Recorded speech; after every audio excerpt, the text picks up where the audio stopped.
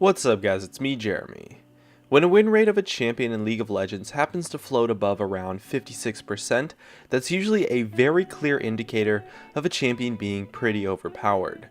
As we count down the list, keep in mind that we will only be looking at win rates from Season 1 onwards, and we're only looking at win rates that lasted at least a full week. In addition, these win rates aren't exact, but they definitely are within 1% or so of the original win rates.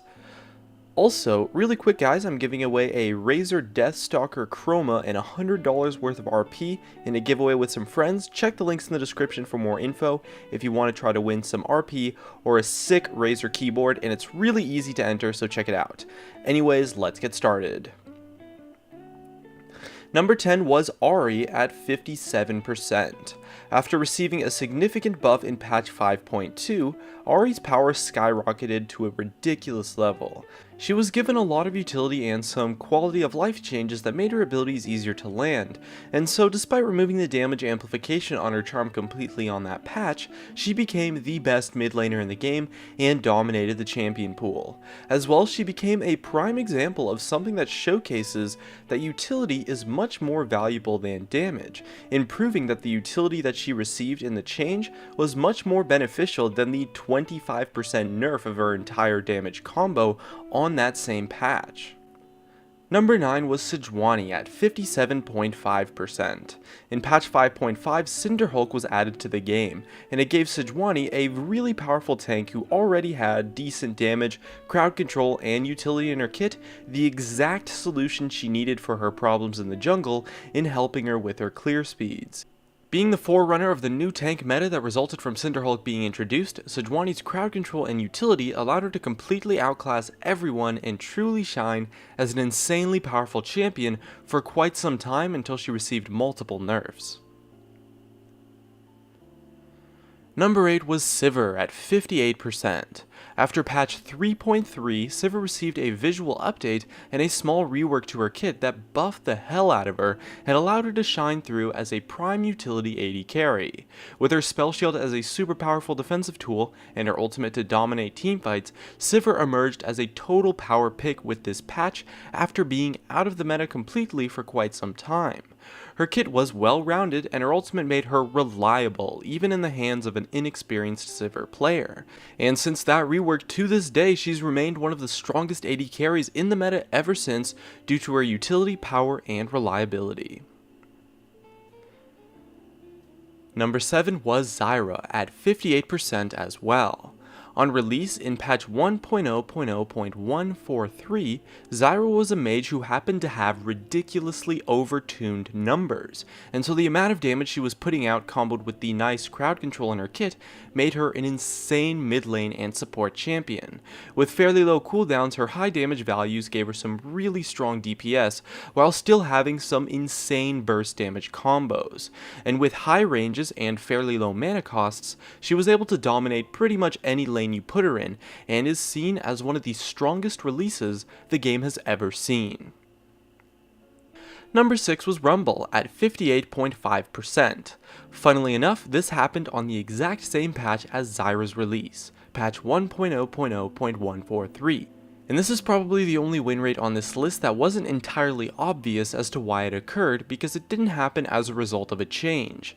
But Rumble's crazy win rate was a byproduct of a strong kit with very strong numbers, culminating with a meta shift that allowed him to really shine through as a top lane AP bruiser.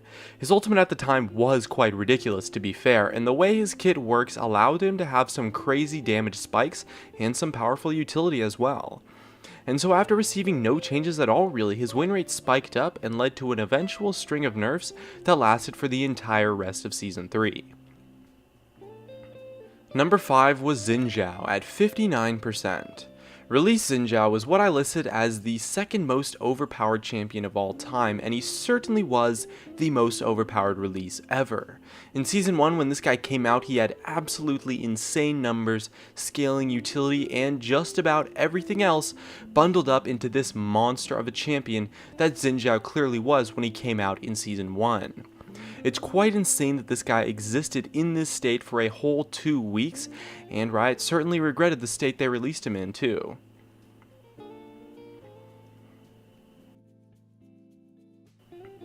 Number 4 was Warwick at 59.5%.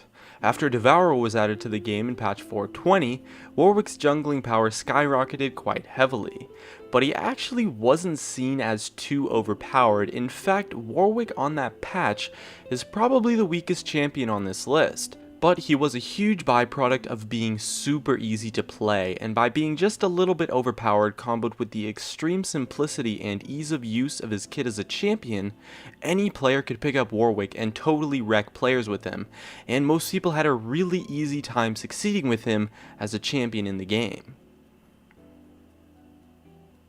Number 3 was Rammus at 60.5%. Similar to Warwick, this Rammus win rate on patch 3.14 was a huge product of a champion who was just a little bit overpowered, but happened to be ridiculously easy to play.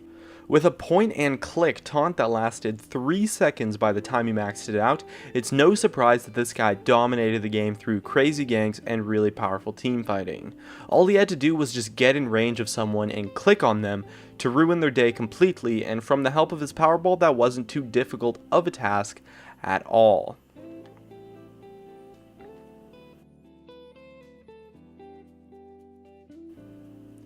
Number 2 was Talon at 62%. With the update to Black Cleaver on patch 1.0.0.152, Talon was the clear benefactor, as stacking what was the most overpowered item ever really comboed well with Talon's kit, which at the time still had a silence and had much higher damage and scaling, resulted in a monster of a champion that really was just a sole byproduct of Black Cleaver being overpowered as hell. And as an assassin, he definitely wasn't as easy to play as some of the other champions on this list, so it really goes to show how much he actually benefited from the item. It was just the perfect thing for his kit to build, and being able to stack it just made it that much better. And number 1 is Skarner at 64%. Being the most recent champion on this list, in patch 5.16, Skarner received an update as part of the Juggernaut reworks that led to him having an insanely powerful kit. His playstyle switched from that of a tanky supportive jungler to now being that of a carry jungler with really high damage, but still retaining his crazy utility in his ultimate, and now having a very easy to land stun that also slows, overall coming together to produce the kit of a champion that totally dominated the game. Skarner had everything it takes for a champion to have a high win rate. He's overpowered as hell, he has crazy utility and damage, and tankiness, and to top it all off, his point and click ultimate comboed with his tankiness as well makes him super easy to play, and almost anyone with basic jungle understanding can totally dominate with him due to his lack of weaknesses and ridiculously powerful strengths. And so at a whopping 64% win rate, that makes Skarner on patch 5.16 have the highest win rate in League of Legends history. Engaging to a game that he sure to lose.